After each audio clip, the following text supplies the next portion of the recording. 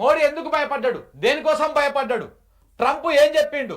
EVM స్కామా లేకపోతే అదానికి సంబంధించినటువంటి స్కామా? ఈ రెండు స్కామ్ల వల్లనే మోడీ భయపడ్డా?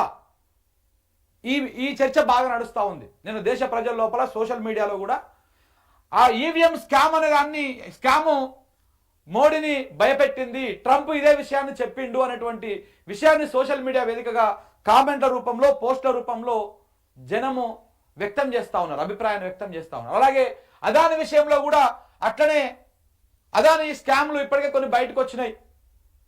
ఆ స్కాములన్నీ కూడా ఆ జుట్టు కూడా అమెరికా చేతిలో ఉంది. అందుకనే మోడీ అదాని కోసము ఈ రకంగా చేసిండు అని చెప్పేసి కూడా సోషల్ మీడియాలో చర్చ నడుస్తుంది. మరి ఏది వాస్తవం? ఏది వాస్తవం? ఒక వ్యక్తి కోసము ఒక వ్యవహారం కోసము దేశ ప్రయోజనాలను పరంగా పెడతారా?